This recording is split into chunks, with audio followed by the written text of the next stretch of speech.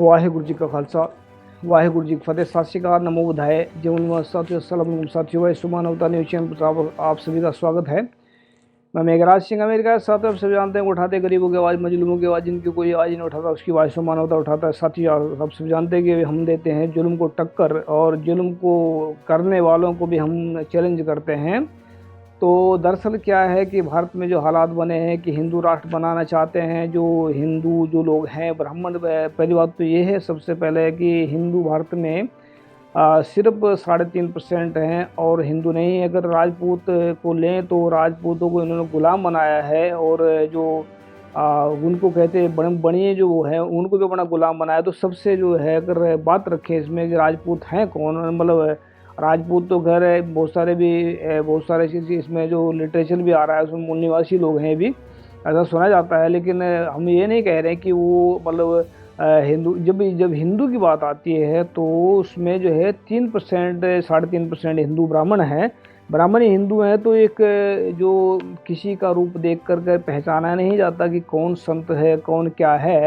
तो हमारे सामने एक वीडियो आया है, इसमें कहते हैं विनाश काल विपरीत बुद्धि। जब इंसान का विनाश होना होता है, जब उसके विनाश का नज़दीक टाइम आ जाता है तो फिर वो ऐसी बातें बोलते हैं। सुनिए क्या बोलते हैं। ये हिंदुओं के गुरु हैं। जब ये हिंदुओं के गुरु ऐसे हैं तो बाकी का माइंड सेट कैसा हो सकता है। तो सुनिए क्या कहते हैं। अभी हमले हो रहे हैं जगह जगह, वो हमले नहीं होते।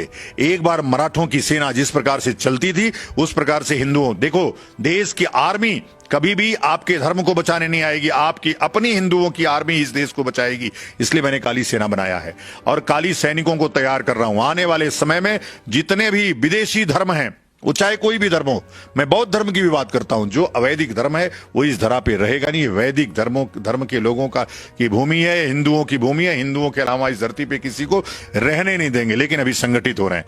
जिस दिन हम संगठित हो गए उस दिन युद्ध की घोषणा करेंगे और युद्ध के अलावा कोई धर्म को। इसमें पहली बात तो यह है कि जितने भी विदेशी धर्म भारत में गए, जैसे इस्लाम है, बुद्ध तो भारत के धर्म है, और इसमें इस्लाम ने भी इसे मतलब ये इस्लाम जो मुसलमान हैं उन्होंने सुना जाता है कि 700-800 साल उन्होंने राज किया है।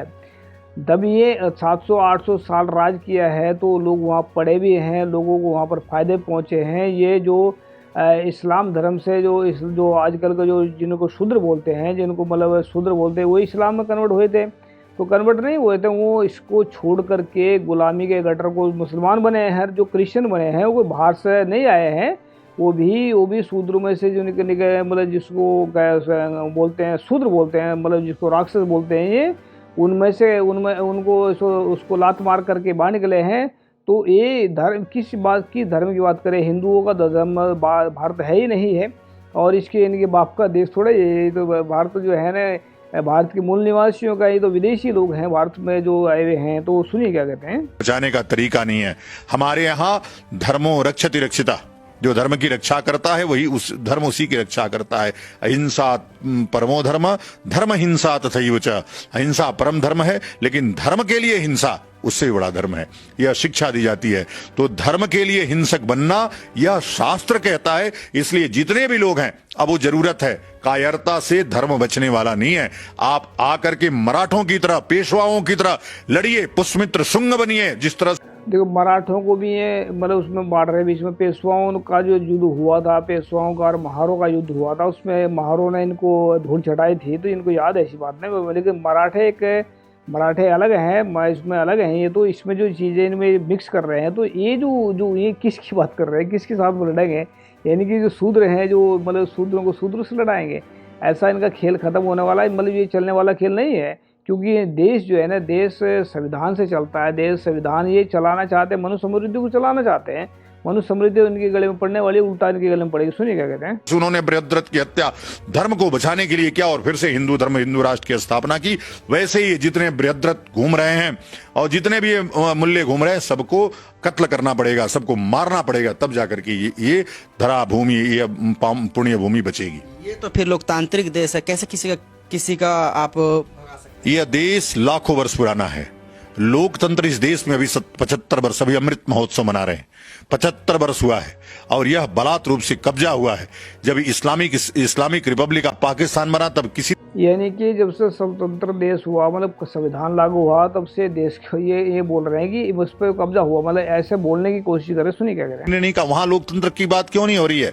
जब हिंदू मार मार के भगाया जा रहा है, हिंदुओं की बेटियों को रोज उठाया जा रहा है, बलात्कार किया जा रहा है, वहां लोकतंत्र नहीं है।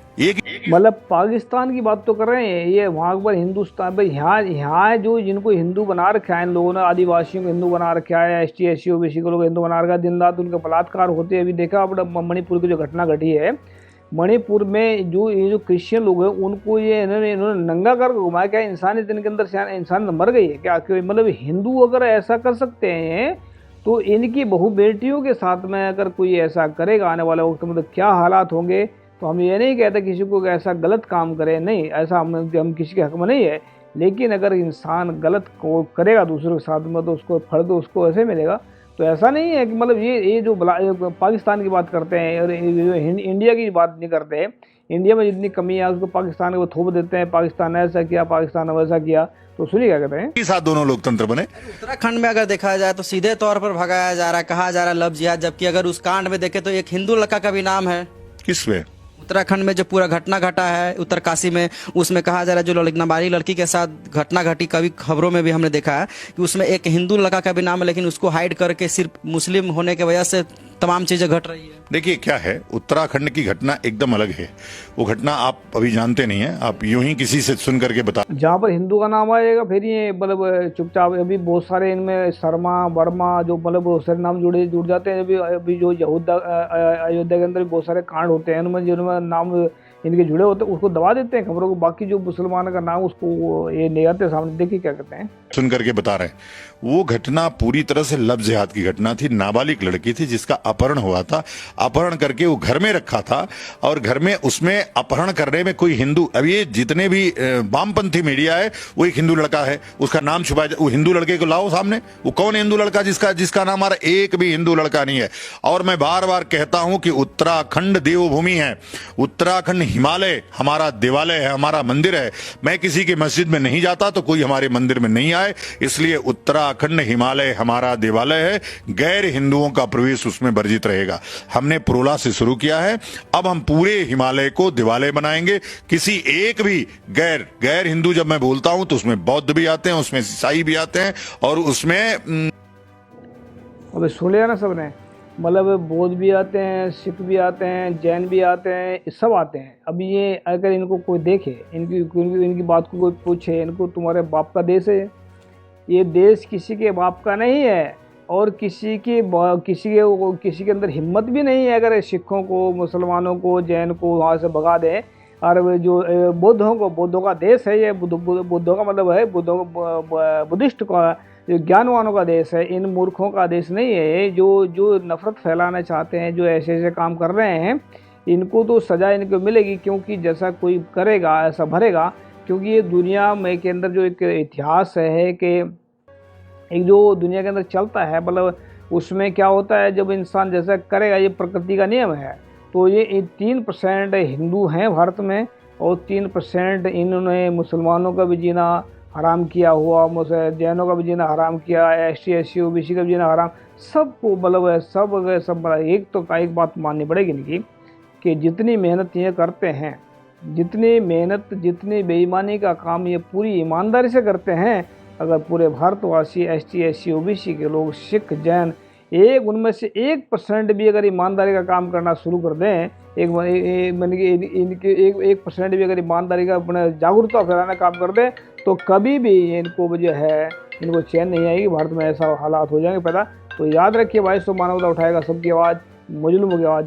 थैंक यू सबका, सत श्री अकाल, अस्सलाम वालेकुम, थैंक यू।